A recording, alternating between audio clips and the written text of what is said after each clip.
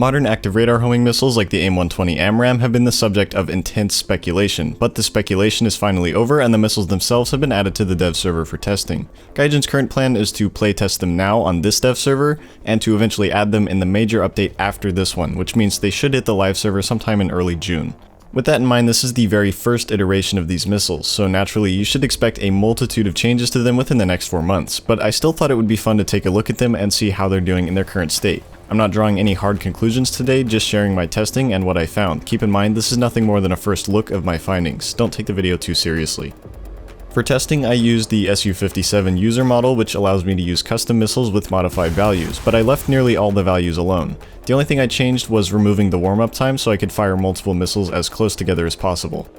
Right now the MICA, Derby, and Darter are missing their visual models and use the AMRAAMs as a placeholder, so I went ahead and gave the MICA the visual model of the 530D and the Derby the Python 4's model, which are a little closer to how they will eventually look.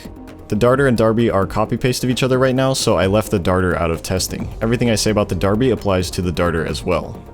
So a couple general characteristics. The first thing you'll notice when you use any of these is that they loft very aggressively, especially in long-range shots. That means they climb immediately after launch while burning and then glide on the way down to carry speed and maintain agility. I was curious to see what difference the loft makes, so I put a normal AMRAAM and an AMRAAM that had its lofting disabled side by side. Gaijin added this cool new TAC view style replay mode, so you better believe I'm going to make use of it. As you can see, the lofting AMRAAM not only has better range and makes it to the target first, but it's carrying more speed when it gets there. The other thing you'll notice about these missiles is that they have stability problems. Some are worse than others in this regard, but they all suffer from it. The first issue is wobbling, which affects all of them. The missiles wobble, which eats into their range, and the amount of wobbling seems to vary from shot to shot. But the bigger issue is that they enter oscillations that get worse and worse until the missile eventually spins out of control while it's coming down from its loft. Both of these issues are going to require some tuning on Gaijin's end to fix.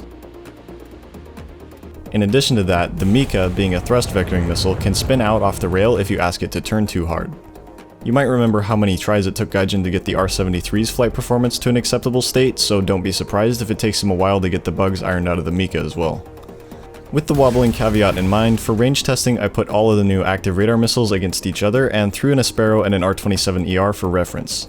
Initial impression of range is that against targets flying in a straight line at closer ranges, all of the new missiles are relatively close to each other in time to target, and they're all pretty quick by radar missile standards. The ER is still marginally faster, but that was to be expected. Once I opened up the range to around 40 kilometers, I started to notice that the PL-12 and especially the Derby have a habit of lofting higher than the rest. The AMRAAM, R-77, and MICA would trade blows from shot to shot, with the winner usually being the one that wobbled the least, but I usually found the AMRAAM to be consistently towards the front of the pack.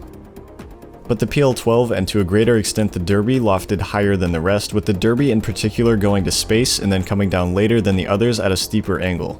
I think the main takeaway is that these missiles do not like to be fired at long-range targets from sea level. That goes for any missile, but I was noticing very high failure rates due to oscillation on these missiles. In particular, the R-77 and MICA seem to suffer from it more than most. The missiles are generally competitive with each other in the range department, but the Derby is for sure the clear loser here, being the last one to hit the target every single time. Keep in mind the results would be different if the target was maneuvering. I would expect to see the R-77 perform poorly in that scenario, but I didn't test it. Let's move on to maneuverability, and all of these missiles are strong performers across the board compared to old stuff like the Sparrow and 530D, but the MICA was the most maneuverable of the bunch due to its thrust vectoring. The caveat was that the MICA only worked sometimes and was very unstable. Usually it would spin out like you saw in the intro. So of all the non-thrust vectoring missiles, I found the R-77 to be consistently better at sharp pull off the rail. It's incredibly agile for a non-thrust vectoring missile.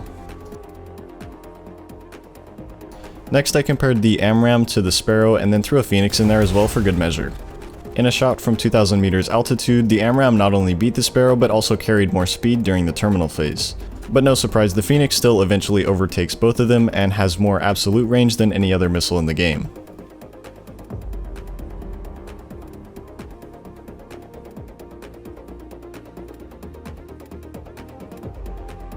For maneuverability, AMRAAM is flat out better, no surprise there.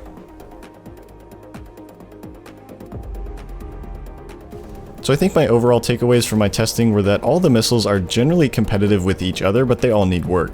From what I've seen, their biggest weaknesses right now are how poorly they perform at the top of their loft and how they get into oscillations up there.